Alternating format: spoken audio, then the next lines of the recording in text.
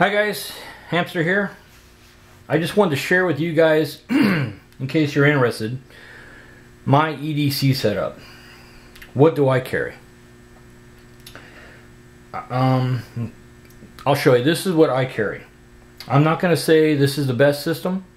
I'm not going to say this system is right for anybody else.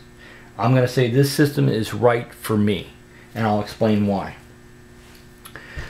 I typically carry a firearm, extra ammunition, a pocket knife, and a light. What I carry is a SIG 239 in 9mm. That's what I carry. This is my primary carry. I always carry extra ammunition. I carry 2 spare magazines. The ammunition I carry is 124 grain hollow point plus Ps. That's my choice. I carry them in a crossbreed holster and mag carrier. I typically carry a 4.7 cork tactical flashlight. It takes 2 123 lithium batteries, 200 lumens. Extremely effective, very good light. Has never let me down yet. For a pocket knife, I'm currently carrying a simple Spyderco Endura. It's thin, it's light, it's high quality, and it's affordable. It's pretty cost effective, and it works. Rides in the pocket nice. Doesn't, like some of my other ones that have G10 scales, it doesn't tear up my pocket as much with the polymer. It's light, it's inexpensive, it's effective, it works.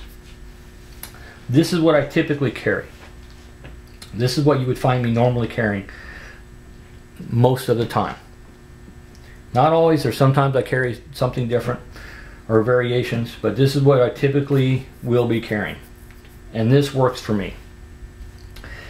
Okay, I don't have just one setup. I believe in I'm huge in redundancy. So I have another setup that I also carry. And it consists of a Smith & Wesson J-frame and 38 special. This is a model 640 Smith & Wesson. I also will be carrying this, not quite as much as the SIG, but I do carry this, more than I would think. Sometimes I can't carry that, sometimes I carry this.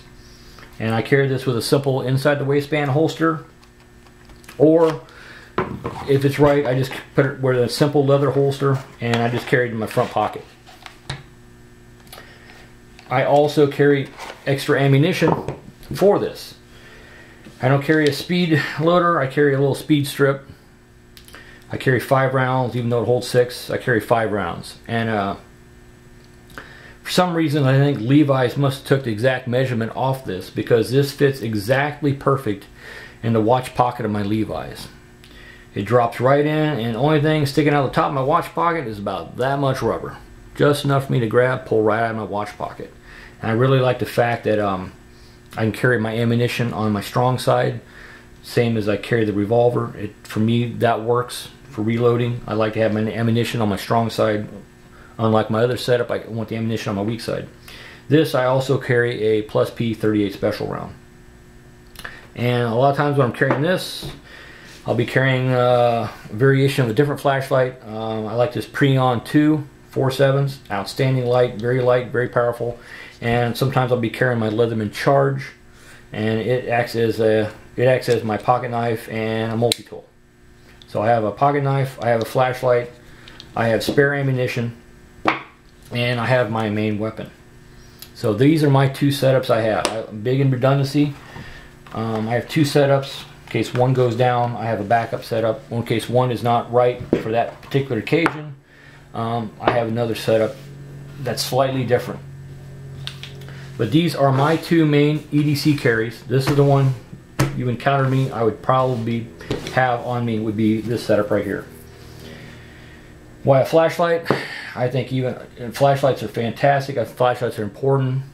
Even on a bright sunny day, if you're inside of a building, something happens, you're in the dark. Flashlight, too many uses for a flashlight, too important a flashlight.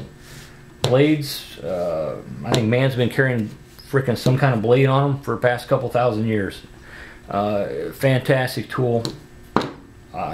Always have to have a pocket knife. I feel naked if I don't have a pocket knife on me. But this is the setup I carry.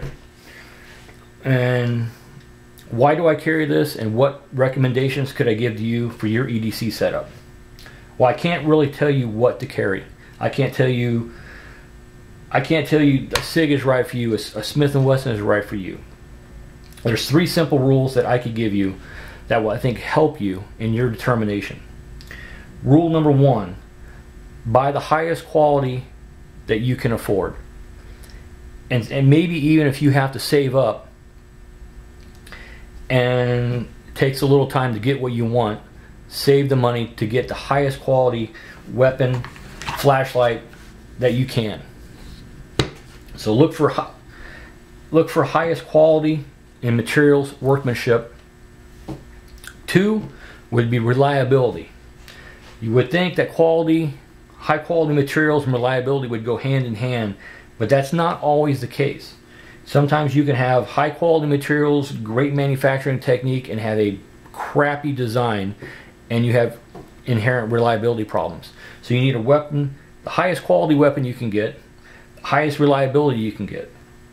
So look for something with a high reliable track record, and then don't take it just at that. Until you put at least 200 rounds through that weapon trouble-free, and it's proven to you that model and that particular one that you purchased is reliable, don't consider it reliable until you've done that. And then probably 3, the most important thing in determining your EDC firearm would be, what are you the most proficient with? What can you connect with? And that's going to be different for everybody. The 2 biggest things I think that affect people's ability to connect and be proficient are the size of the firearm and the caliber. Those 2 things seem to have the biggest effect on people. Some people, may shoot a 9mm perfect, 10 ring every time. They try a 45 and they're all over the place. The recoil, they just can't handle it. But a 9mm, they're right on.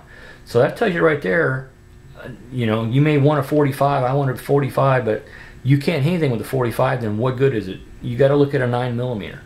And then the other thing you need to consider is the size of the firearm. Now typically, a larger firearm is going to be easier to shoot. Why? You're going to have a larger grip area, a longer sight radius. Those 2 things always make it easier to connect. Now can I connect with this J-frame? Absolutely. I can do quite well with this J-frame, up to its limitations. Do I do better with the SIG? Absolutely.